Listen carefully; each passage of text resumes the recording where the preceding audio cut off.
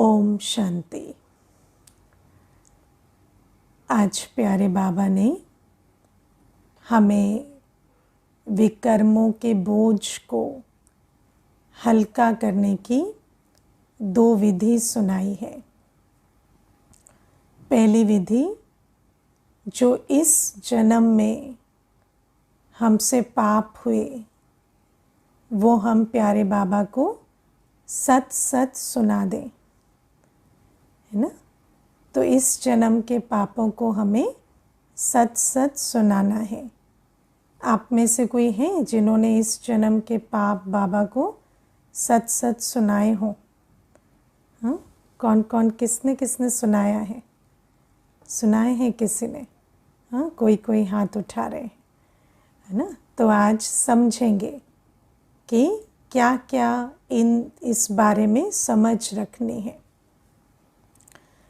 तो पहली चीज़ है, इस जन्म में जो पाप हमसे अज्ञान काल में हुए, है ना। पहली चीज़, जो पाप हमसे अज्ञान काल में हुए, जब हमें ज्ञान नहीं था, पाप पुण्य की समझ भी नहीं थी, तब भी हमें दुनिया की, समाज की, जो इसको हम मोरालिटी कहते हैं, या लोक लाज कुल की मर्यादा के आधार से हमें कुछ बातें बताई गई थी कि ये पाप है ना। लोक लाज कुल के आधार से भी हमें पाप बताया जाता है, जैसे कि किसी को मार देना पाप है, झूठ बोलना पाप है, या कहेंगे कि किसी को तकलीफ़ दे दी, शारीरिक यातना दे दी, ये सारी बातें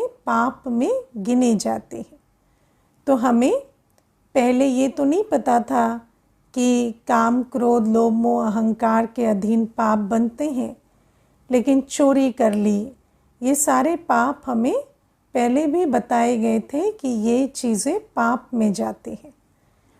तो आपको समझ आती है कि अगर किसी की कोई चीज़ चुरा ली है ना, मान लो बचपन में भी किसी की एक पेंसिल भी चुरा ली है, तो कभी उस बात को भूल पाते हैं? हाँ, कभी भी नहीं भूल सकते। चाहे शरीर छूटने पे भी आएगा ना, तो भी याद रहेगा कि उसकी पेंसिल चुरा ली थी। जब भी वो आत्मा सामने आएगी तो पहली बात ये याद आएगी, इसकी पेंसिल चुराई थी। क्योंकि ये जो पाप है, इनका बोझ आत्मा जैसे लेकर चलती है। तो अज्ञान काल में भी जिन बातों को हम जानते थे कि ये पाप में गिनी जाती हैं, जब पाप पुण्य की समझ नहीं थी, तब भी लोक लाज कुल की मर्यादा के आधार से जो हमें पाप पुण्य की समझ दी गई थी, उस आधार से जो हमसे पाप हुए, वो पाप आज दिल पर बोझ बनकर रहते हैं कि नहीं, है ना। मुझे एक बहन बताती थी, शरीर की आयु उसकी 40 वर्ष थी, तो मुझे कहती थी कि मैं जब छोटी थी तो एक बार मेरी माँ के साथ झगड़ा हो रहा था, और माँ के साथ झगड़ते झगड़ते ऐसा हुआ कि माँ ने चाकू पकड़ा हुआ था, और चाकू धार वाली तरफ से ऐसे पकड़ा हुआ था, और माँ मुझे कुछ समझा रही थी और मैंने गुस्से में वो चाकू खींच दिया। तो माँ का जो हाथ था वो बहुत बुरी तरह कट गया और उससे बहुत खून निकला। तो मुझे कहती कि वो जो दृश्य है वो मेरी बुद्धि से निकलता नहीं है। कहती वो बात हुई जब मैं 10-11 वर्ष की होंगी, लेकिन आज 40 वर्ष की आयु में भी जब मैं उस बात को याद करती हूँ या कभी वो बात याद आ जाती है, तो मेरे शरीर में जैसे एक सिहरन हो जाती है और मुझे ऐसे पैनिक सा लगता है। तो वो कहती कि मैं इस बात से कैसे छूटूं, अब ये तो जो हो गया सो हो गया, लेकिन इससे कैसे छूटें। तो ये बात मैं आपको क्यों सुना रही हूँ, क्योंकि जब कोई बात भले ही उस समय हमें इतनी क्लैरिटी से समझ भी नहीं थी, लेकिन जब हमसे कोई इस प्रकार का पाप हो जाता तो वो पाप का बोझ हमारे दिल पर रहता है, और वो बोझ लेकर जब हम चलते हैं तो हमारी जीवन कैसी होती है, बहुत बोझ वाली जीवन होती है ना। हमें जीवन के हल्केपन का, खुशी का अनुभव नहीं हो सकता। और बाबा हमेशा क्या कहते हैं कि बोझ वाली आत्मा उड़ नहीं सकती। तो जब हम योग करना चाहते हैं, जब हम उड़कर बाबा के पास जाना चाहते हैं, बाबा की गोद में समाना चाहते हैं, तो ये जो स्मृतियाँ हैं जो हमारे दिल में बैठी हुई हैं, ये स्मृतियाँ हमें उड़ने नहीं देती, ये हमें परमात्मा मिलन का अनुभव नहीं करने देती। तो ये पहली कैटेगरी है जो बाबा कहते इस जन्म के पापों की लिस्ट में आती है। दूसरी बात, ज्ञान में आने के बाद हमने जो पाप किए, है ना, ज्ञान में आने के बाद देखो, जब ज्ञान समझ में आ जाता है कि काम, क्रोध, लोभ, मोह, अहंकार वश कोई भी कर्म हमें नहीं करना है, तो भले ही उस समय हमारे संस्कार हमारा साथ नहीं देते, लेकिन आत्मा को परख हो जाती है कि ये पाप है, हो जाती है ना। और भले ही पहले कई सालों तक वो कर्म करते आए थे और कोई पाप का बोध नहीं था, लेकिन जब हम बाबा के बन जाते हैं तो दिल खाती है ना। भले ही सालों से विकारों में जाते होंगे, लेकिन अगर ज्ञान में आने के बाद विकारी बने हैं तो वो याद रहता है कि हम विकारी बने, और दिल खाती है। तो बाबा कहते जो कर्म पहले पाप की गिनती में भी नहीं आते थे, उन कर्मों की भी अब समझ आ गई कि ये पाप कर्म है। तो जब समझ आ जाती है और संस्कारों को, क्योंकि हमारा संस्कारों पर नियंत्रण इतना अच्छा नहीं हुआ है, संस्कार परिवर्तन नहीं हुए हैं, तो जब वो पाप करते चले जाते हैं जो साधारण रीति अज्ञान काल में करते थे, तो उन्हीं पापों का बोझ आत्मा के दिल पर चढ़ता रहता है, जिसको कई बार हम कहते हैं हमारी दिल खाती है। और जब दिल खाती है तो भले ही हम मुख से कहते रहें कि बाबा हमारे साथ है, मैं बाबा का बच्चा हूँ, लेकिन अंदर से ये अनुभव नहीं होता कि मैं सच में बाबा का सिकीलाधा बच्चा हूँ, या बाबा मुझे बहुत प्यार करते हैं, क्योंकि बाबा का वो प्यार हम तक पहुँच नहीं पाता। बाबा तो प्यार करते हैं, लेकिन आत्मा जो रिसीवर है उसके ऊपर, उस दिल के पर इतनी बोझ की परत है कि वो परत बाबा के प्यार को अनुभव करने से हमें रोक देती है। यह संगम युगी जीवन, बाबा हमें कहते हैं हमारा हीरे तुल्य जीवन है। कहते हैं ना बाबा कि हमारा जीवन हीरे तुल्य है, हम इस जीवन में अतीन्द्रिय सुख के अधिकारी हैं, लेकिन क्या वो अतीन्द्रिय सुख का अधिकार या संगम युगी जीवन का जो सुखमय या मौज का अनुभव होना चाहिए, वो हम फलक से कह सकते हैं कि ऐसी हमें अनुभूति होती है कि हमारा हीरे तुल्य जीवन है, या हमें अतीन्द्रिय सुख का निरंतर अनुभव होता है। और अगर हम नहीं कह पाते तो वो इसीलिए क्योंकि अपने द्वारा जो अवज्ञाएं होती हैं, जो पाप होते हैं, अवज्ञा किसको कहते हैं, जो करना चाहिए वो ना करना, और जो नहीं करना चाहिए वो करना, वो पाप के खाते में जाता है। तो जब हमारे द्वारा पाप होते हैं, अवज्ञाएं होती हैं, तो उनका बोझ आत्मा अनुभव करती है, और ऐसी आत्मा परमात्मा मिलन का या संगम युग की प्राप्तियों के सुख का अनुभव नहीं कर पाती। और आप सोचो, संगम युगी ब्राह्मण अगर संगम युग की सुख की अनुभूति से वंचित रह जाए तो ये कितना बड़ा नुकसान हो जाता है ना। तो ये दूसरी बात है। तीसरी बात बाबा हमें कहते कि जब हम बाबा की से पाप पुण्य की समझ ले लेते हैं, तब भी हमें चेक करना होता है कि अज्ञान काल में जिन बातों को हम ऑर्डिनरी समझते थे वो भी तो पाप ही थी ना। मानो उस समय हमें समझ नहीं थी कि विकारी जीवन पापी जीवन है, लेकिन विकार में जाते रहे तो वो भी तो चाहे 10 वर्ष हो, 20 वर्ष हो, वो जो खाता बना वो बना तो सही ना। तो उस खाते को भी हमें बाबा को लिखना पड़ता है, क्योंकि अब हमें समझ आ गई कि वो पाप है। जैसे मुझे एक बहन कहती थी कि पहले मुझे जिन कर्मों की समझ नहीं थी और अज्ञान काल में हमने किए, आज बहुत पछतावा होता है कि ये पाप हमसे हुए। तो अब आप सोचो कि कई बार अज्ञान काल में समझ नहीं थी, पर अब तो समझ आई, तो लगता है कि हाँ हमसे ये पाप हुए। तो वो खाता भी हमें बाबा को लिख कर देना चाहिए कि बाबा उस समय समझ नहीं थी, पर ये पाप हमसे हुए। अब उस ज्ञान प्रकाश में हम सच सच देख पाएँ और लिख पाएँ।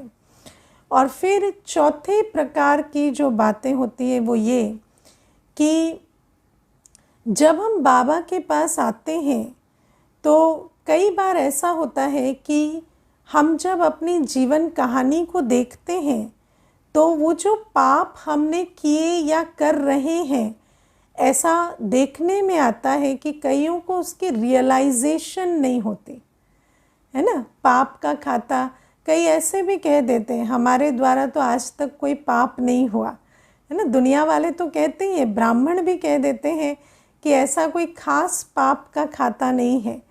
क्यों? क्योंकि रियलाइजेशन नहीं है। पाप तो बहुत है, बाबा कहते हैं 63 जन्म पाप ही करते आए हैं तो और क्या किए होंगे। लेकिन इस जन्म में भी देखते हैं तो कई बार देख नहीं पाते, क्योंकि देखने के लिए जो देही अभिमानी अवस्था चाहिए वो नहीं है ना। अगर देह अभिमान में चेक करते हैं कि क्या मेरे से कोई भूल हुई, तो क्या कहते हैं, अपने आप को कैसे छलते हैं, सोचते हैं हमसे क्या भूल हुई, उन्होंने ऐसा किया तो हमें तो ऐसा करना ही था, हमने क्या गलत किया है ना। लेकिन बाबा ने तो आपको कुर्सी पर न्याय करने के लिए नहीं बिठाया है ना, बिठाया है क्या? हाँ, बाबा ने क्या कहा है?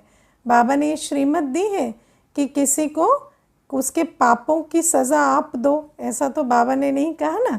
बाबा ने हमें कहा रिपोर्ट कर दो, है ना। निमित्त को बाबा ने कहा कि अच्छा आप इशारा दे सकते हैं, लेकिन निमित्त के सिवाय तो किसी को बाबा ने ये भी नहीं कहा कि आप किसी को कोई सज़ा दो या उन पापों के प्रति सजग कराओ।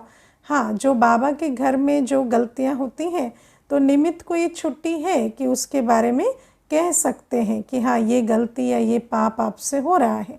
तो जब हम ये बात, जब हम लॉ अपने हाथ में उठा लेते हैं, हम सोचते हैं कि हमें फैसला करना है, हमें किसी की गलती को ठीक करना है, या किसी ने अगर गलत किया तो हमारा अधिकार बनता है उसके साथ गलत करने का। जब हम इस प्रकार से चलते हैं तो कई बार हम अपने पापों को नहीं जान पाते, क्योंकि हमारे अंदर देहाभिमान के कारण बहुत ब्लेम का संस्कार है ना। हमने किया लेकिन उसके कारण किया या इस परिस्थिति के कारण किया। तो जब हम पापों का खाता बाबा को देते हैं तो हमें ये भी अच्छे से चेक करना होता है कि क्या हम देही अभिमानी होकर अपने पापों को चेक कर रहे हैं। अब आप देखो, बाबा हमें ज्ञान मुरली में समझाते हैं कि जब एक आत्मा शरीर छोड़कर दूसरा शरीर लेती है ना, उसके बीच गर्भ में जाती है, तो गर्भ में उसको पापों की सज़ाएं मिलती हैं। सुना है ना, गर्भ जेल है, पापों की सज़ाएं मिलती हैं। अब पापों की सज़ाओं का अनुभव क्यों होता है? क्योंकि एक आत्मा जब एक शरीर छोड़ देती है तो उस देह के छोड़ने के साथ उस देह के साथ जो अटैचमेंट था वो भी छूट जाता है, और नया जो शरीर जिसमें उसने प्रवेशता की है अभी उसके साथ लगाव हुआ नहीं है। तो जब आत्मा इस बीच के समय में रहती है जहाँ पुराने शरीर से लगाव छूट गया और नए से लगाव हुआ नहीं है, तो ऐसे समय पर आत्मा देही अभिमानी अवस्था में होती है, और देही अभिमानी अवस्था में आत्मा को सच सच नज़र आता है कि हमसे क्या क्या पाप हुए। और जब वो पाप आत्मा याद करती है तो उस समय तो बाबा नहीं रहता ना साथ में, तो उस समय पापों के कारण उसको सज़ाओं का अनुभव होता है। तो बाबा हमें कहते हैं कि जब हमें अपने पापों को चेक करना है तो हमें बहुत देही अभिमानी स्थिति, आत्मिक स्थिति में बैठकर देखना पड़े कि क्या क्या पाप मुझसे हुए हैं। और ब्लेम और जस्टिफिकेशन से दूर रहकर हमें अपना सच्चा चार्ट देना पड़े। अब बाबा हमें क्यों कहते हैं कि जब हम ये बाबा को सच सच अपने पाप बताएंगे तो बाबा कहते हैं हमारे पापों का बोझ हल्का हो जाएगा। कैसे हल्का हो जाएगा?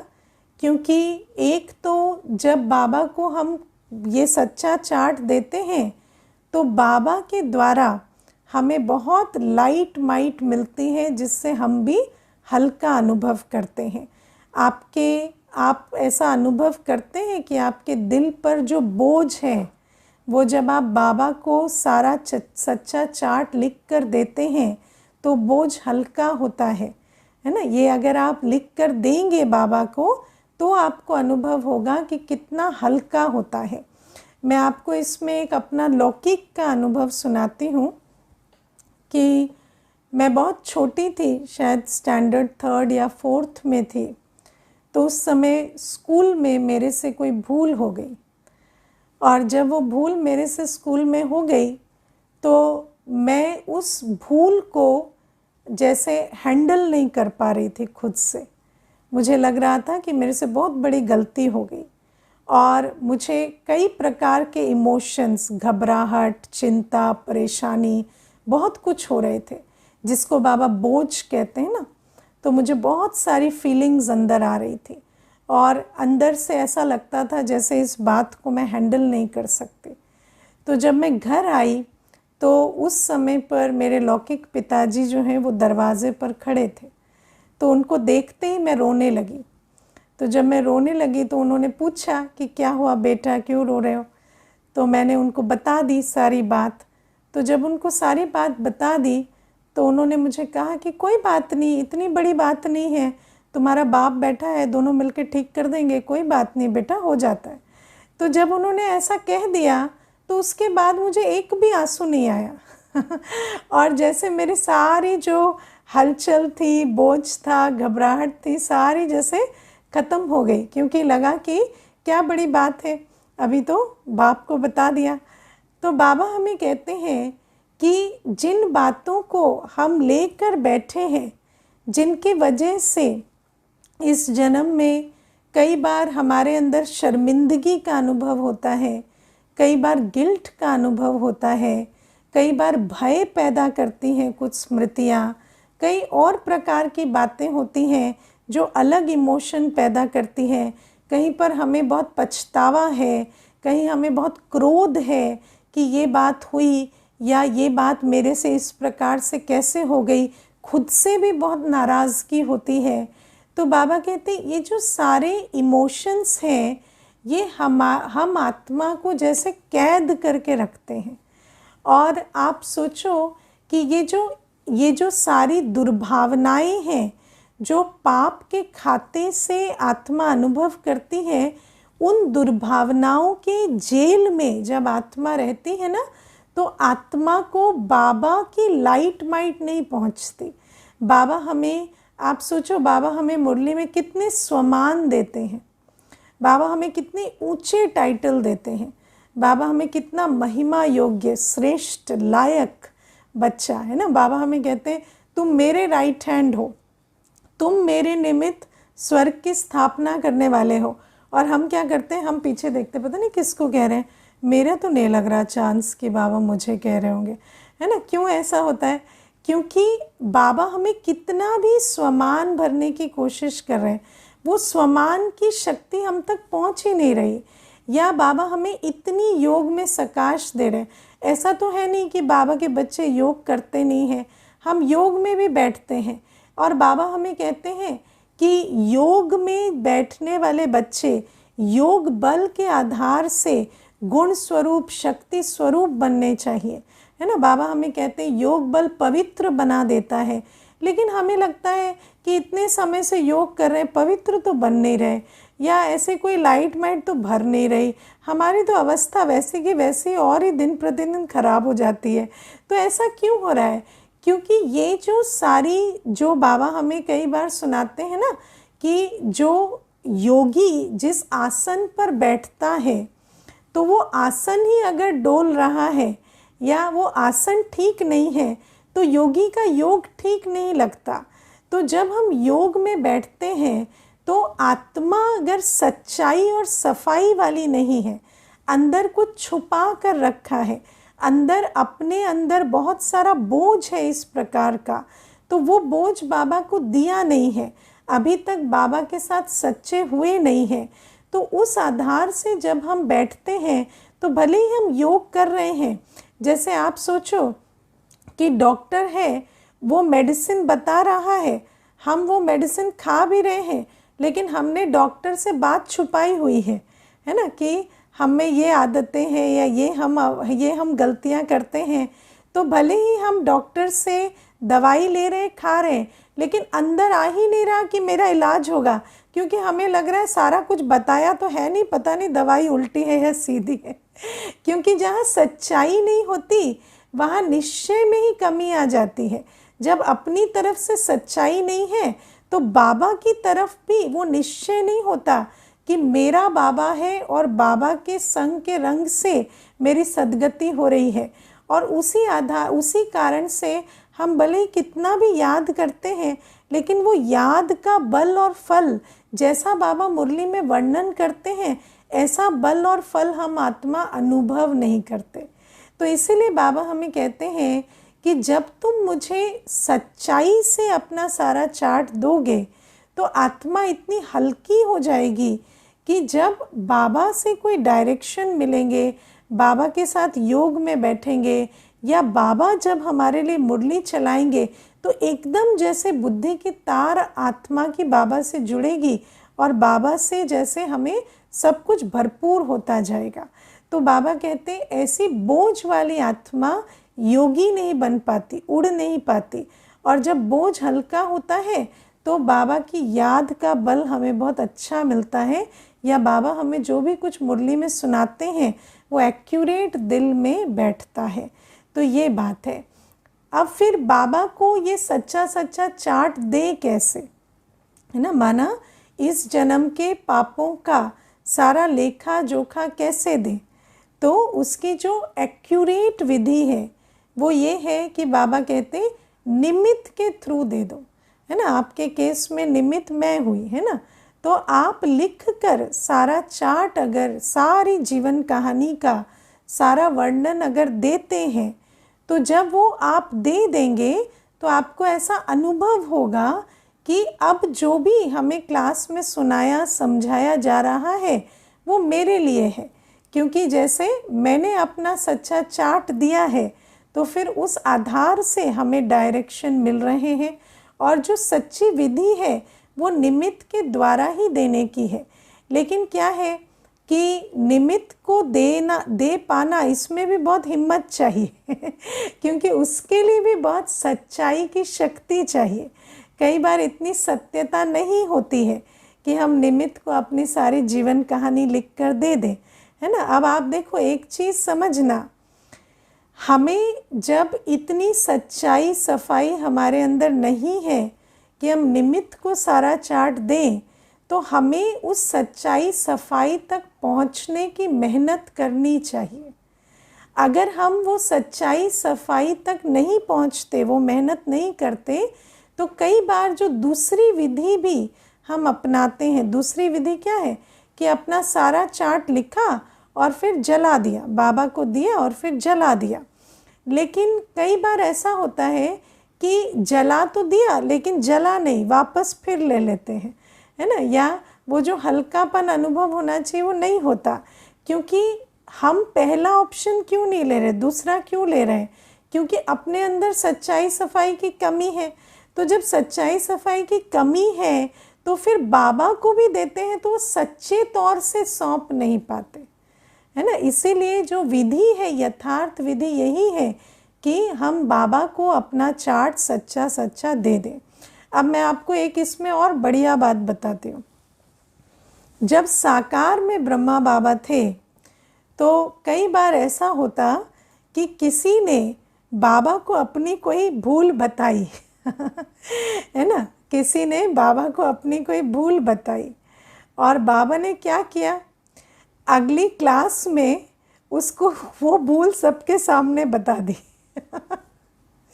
ठीक है, तो अब क्या होता, अब अगर मान लीजिए ये बात आपके साथ हो कि आपने कोई भूल बताई और आपको, और वो बात सारी क्लास में सुना दी नाम सहित।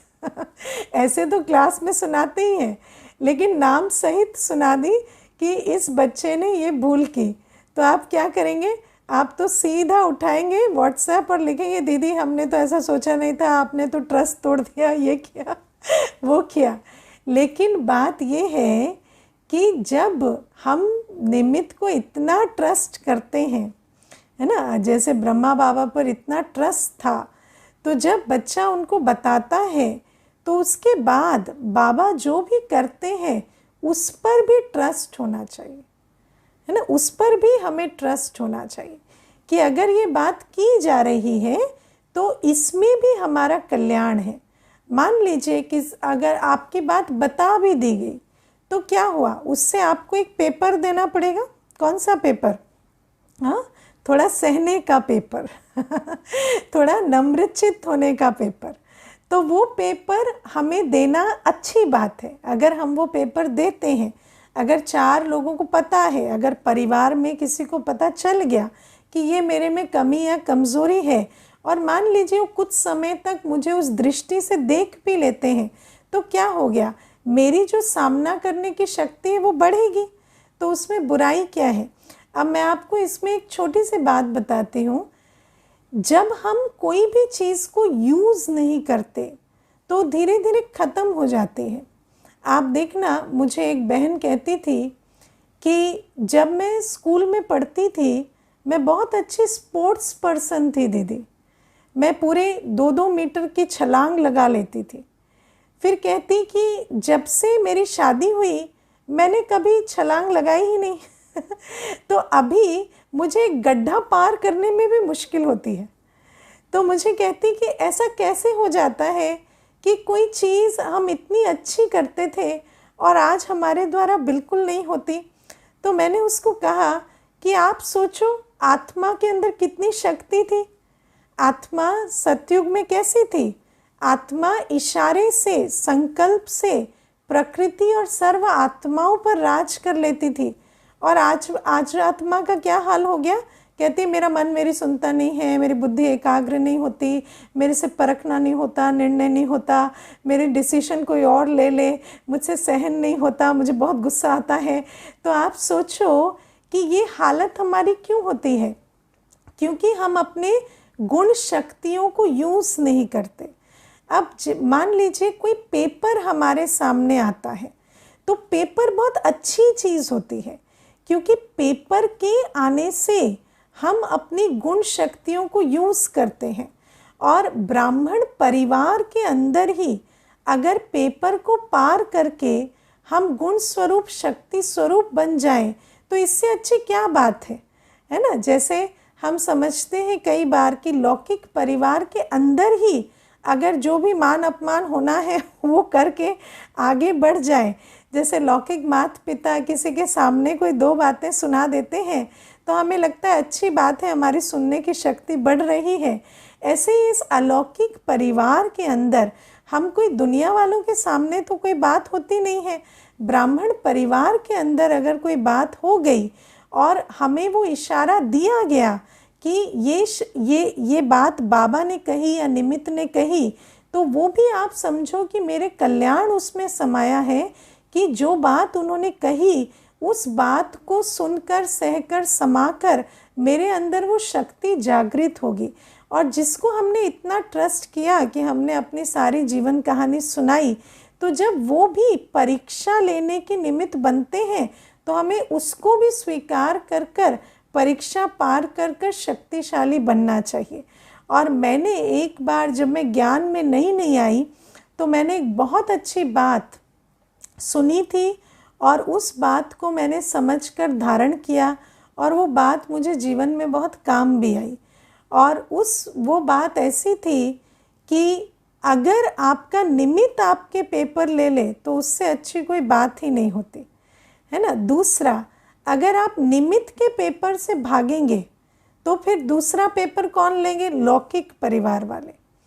अगर लौकिक परिवार वालों के भी पेपर से भागेंगे तो फिर दुनिया वाले पेपर लेंगे। तो कहाँ पर पेपर पास करके उन्नत होना अच्छी बात है ना? तो ब्राह्मण परिवार में अगर पेपर आया और उसको पार कर लिया तो उसमें कोई बड़ी बात नहीं है, क्योंकि हर एक ज्ञानी योगी आत्मा है, उनको भी समझ में आती है सारी बात। और पेपर आपने पार किया, आप गुण स्वरूप बने, शक्ति स्वरूप बने, काम खत्म हुआ, आप सत्युग के लिए तैयार हुए। तो बाबा कहते हैं कि इतना हमें फिर ट्रस्ट करके चलना चाहिए, क्योंकि कई बार क्या होता है, कोई अपनी बात बता देते हैं और फिर भले नाम भी नहीं लिया जाता, लेकिन सोचते रहते हैं कि ये बात कहीं मेरे बारे में तो नहीं कह दी, ये बात मुझे तो नहीं कह दी, है ना? तो अगर कह दी तो क्या बुरी बात है? जो कहा, जिस संदर्भ में कहा, वो करके आगे बढ़ो, इसमें क्या ऐसी बड़ी बात हो गई, है ना? तो ये समझकर चलना है। तो ये बात हुई जो इस जन्म के पापों के बारे में। फिर बाबा कहते हैं जो पीछे के पाप हैं। अब पीछे के पाप भी तो 63 जन्मों के कोई कम है नहीं। तो बाबा कहते वो तो याद भी नहीं, जो कोई बताकर उसकी माफ़ी ले ले, है ना? अब दूसरी, हाँ, इसमें एक बात और भूल गई मैं, कि जब हम बाबा को अपना सच्चा चिट्ठा देते हैं तो उसके बाद 2 चीज़ें करनी होती हैं। तौबा तौबा करना होता है एक तो, कि वही पाप हमसे दोबारा नहीं होगा, है ना? ऐसा नहीं बाबा को लिख कर दे दिया और उसके बाद फिर से वो करते रहें कि अब तो बाबा को भी पता है, वो भी पार्टनर इन क्राइम है, क्या फ़र्क पड़ता है ना? अब तो दोनों मिलके कर रहे हैं। इस प्रकार की बातें भी देखने में आती हैं कि एक बार एक बहन थी, उसने लिख के तो दे दिया सारा, फिर उसके कर्मों में वही चीज़ें दिखती। तो मैंने एक बार कहा आपने लिख के दिया फिर भी आप वही करते हो, तो मुझे कहती कम से कम मैं झूठ तो नहीं बोलती। तो मैंने कहा झूठ बोल तो नहीं रहे, पर झूठ तो कर रहे हो ना, क्योंकि जब हम अपने गुण स्वरूप में नहीं हैं, पाप हो रहे हैं, तो झूठ कर रहे हैं, तो उसमें फिर क्या फ़ायदा हो रहा है लिख के देने का? तो बाबा कहते हैं एक तो तौबा तौबा करनी, दूसरा बाबा को, या जैसे आपने निमित्त के द्वारा लिख कर दिया, तो मान लो कोई आपको डायरेक्शन दी गई, है ना? जैसे एक बार एक भाई ने कहा कि मैं कामवश ये विकर्म करता हूँ, या ये चीज़ मेरे से गलत हुई, तो उसको डायरेक्शन दिया गया कि ये आप स्टॉप करेंगे और वो जो दूसरी आत्मा है उसको आप ब्लॉक कर देंगे अभी, और वहाँ संबंध नहीं रखेंगे। लेकिन ये जो डायरेक्शन दिए जाते हैं, मान लो कोई ऐसी बात होती है तो वहाँ पर क्लियर डायरेक्शन भी दिए जाते हैं कि ये बात इस प्रकार से बंद करनी है या ये आज से नहीं करना, तो उस डायरेक्शन को मानना भी पड़े। मान लीजिए आपने बात बताई, डायरेक्शन दिया गया और वो आप मानेंगे नहीं, तो अगली बार जब आप चिट्ठा देंगे भी तो उसकी कोई वैल्यू नहीं, क्योंकि जब दे रहे हैं तो डायरेक्शन तो मान नहीं रहे, है ना? तो ये इस जन्म के पीछे के पापों की बात है। दूसरी बात ये है कि रोज़मर्रा में भी हमें रोज़ अपना चार्ट देना होता है ना? अब अगर हम रोज़ का चार्ट ही सच नहीं बताते, मानो हमारे से बहुत व्यर्थ विस्तार आज पूरे दिन में हुआ, हम बहुत व्यर्थ में गए, विस्तार में गए, लेकिन चार्ट में हमने लिख दिया कि चलो हमने बाबा को याद किया अमृत वेला, हमने मुरली सुनी, हमने ये सेवा की, लेकिन हमने ये नहीं लिखा कि आज मैंने 3 घंटे बहुत व्यर्थ विस्तार में भी बुद्धि को लेकर गए। तो ये क्या है? ये तो फिर ऑनेस्टी नहीं हुई ना। तो बाबा कहते पीछे के तो लिख रहे हैं पाप, लेकिन रोज़मर्रा के चार्ट में भी ऑनेस्टी होनी चाहिए। और जब हम बाबा को सच्चा चार्ट देते हैं, लाइट बनते हैं, तो बाबा भी हमें बहुत प्यार और शक्ति भर रहे हैं, इसकी भी अनुभूति करनी है। क्योंकि कई बार भक्ति मार्ग के संस्कार ऐसे होते हैं कि जब हम बाबा को सच बता रहे हैं तो साथ में गिल्टी माइंड होता जा रहा है ना? लग रहा है कि अच्छा ये हुआ वो हुआ, लेकिन हमें बाबा जो है जैसा है वैसा जानकर चार्ट देना है। तो हमें ये नहीं सोचना कि बाबा मुझे बुरा सोचेगा, बाबा क्या सोचेगा, क्योंकि हमें ट्रस्ट रखना है कि बाबा जो स्नेह का सागर है, क्षमा का सागर है, वो मुझे क्षमाशील होकर मुझे शक्ति भर रहे हैं, लाइट माइट दे रहे हैं, बहुत प्यार दे रहे हैं, मुझे स्वमान से भर रहे हैं। तो जब हम चाट देते हैं तो चाट दे तो बाबा को रहे हैं, लेकिन एटीट्यूड भी राइट रखना है, क्योंकि कई बार ऐसा होता है कि भक्ति मार्ग के संस्कार अनुसार दे भी रहे हैं और गिल्टी भी हो रहे हैं। लेकिन जो हम डायरेक्शन प्रमाण, श्रीमत प्रमाण बाबा को सच्चा चाट दे रहे हैं, तो फिर गिल्टी क्यों होना है? वहाँ तो हमें शक्ति लेकर आगे के लिए फुल स्टॉप लगाकर और आगे के लिए अपनी यात्रा करनी है। तो ये पहली बात। दूसरी बात, बाबा कहते पीछे के 63 जन्मों के जो विकर्म है उसका बोझ हल्का करने के लिए भी हमें योग बल चाहिए। अब हमें समझना है कि कई बार हमारे मन में रहता है कि हम योग कर तो रहे हैं, है ना। अब योग कितना कर रहे हैं? जितना आज का काम चल जाए। जैसे वेज लेबर होते हैं ना, आज कमाया आज खाया। तो हमें लगता है आज याद किया बाबा को, आज का दिन ठीक निकल गया, तो बस ठीक है, इतना योग काफ़ी है। लेकिन बाबा कहते हैं कि 63 जन्मों के विकर्मों का बोझ है, अचानक कब सामने आ जाए पता नहीं। तो उस विकर्मों के बोझ को स्मृति में रख कर इतना योग बल जमा करना है कि वो विकर्म विनाश हो। क्योंकि कई बार ऐसा देखा जाता है कि बहुत बच्चे बहुत उमंग उत्साह से बहुत वर्षों तक ज्ञान में चलते हैं, लेकिन एक ऐसा समय आता है जब पुराने पापों का बोझ जो है वो सामने आता है, चाहे शरीर की व्याधि के रूप में, चाहे संबंध के रूप में, चाहे किसी और रूप में। और देखा जाता है जो बच्चे बिल्कुल उड़ती कला में थे वो एकदम से नीचे आ गए। क्यों? क्योंकि योग भी कर रहे हैं, श्रीमत पर भी चल रहे हैं, लेकिन भविष्य को मद्देनज़र रख के नहीं कर रहे, भविष्य की दृष्टि से नहीं किया, जमा नहीं किया, इतना शक्तिशाली नहीं बने कि बड़ा पेपर भी आ जाए तो कहे नथिंग न्यू और पार कर जाए। हाँ, छोटी छोटी बातों को पार कर लिया, और जैसे ही बड़ी बात आई तो कहा ये तो बहुत बड़ी बात है, क्या बाबा इतना भी हमारा ध्यान नहीं रखते? हम तो रोज़ अमृत वेला उठते भी थे, थोड़ा सोते थे, वो क्या बात है, इतनी बड़ी बात क्या होगी, उठ के तो बैठते थे ना। झुटकियाँ खाई वो अलग चीज़ है, लेकिन क्या हुआ, बाबा को इतना लाज तो रखनी चाहिए थी। अब बाबा लेके जाएगा ना तो जाएंगे, बाबा कराएगा तो करेंगे, ऐसे करके भी रुक जाते। क्यों? क्योंकि बाबा तो हमें रोज़ कह रहे हैं 63 जन्मों का विकर्म का बोझ है। हम सोचते पता नहीं बाबा क्यों कहता है, मेरा तो ठीक चल रहा है इतने योग में, है ना, 2-4 मिनट याद कर लिया उसमें भी ठीक ही चल रहा है, मैं कौन सा किसी पे क्रोध करता हूँ या कुछ अपशब्द कहता हूँ। तो इस प्रकार से सोचकर जब चलते हैं तो वो विकर्मों का बोझ ज्यों का त्यों रहता है, और जब वो सामने आता है तो बड़ी मुश्किल खड़ी कर देता है। और सबसे बड़ी मुश्किल वो हमें संगम योगी भाग्य जमा करने से रोक देता है। तो बाबा कहते हैं योगी बने और इतना योग का खाता जमा करें, योग बल से इतना पुण्य का खाता जमा करें कि पुराने विकर्म विनाश हो, नए गुण शक्ति स्वरूप भी बने, और अंत में विश्व सेवा कर सके, हर एक आत्मा को सुख शांति का दान देकर उनकी भी अंतमते सोगति कर सके, इतना अपने अंदर स्टॉक जमा हो। अच्छा, ओम शांति।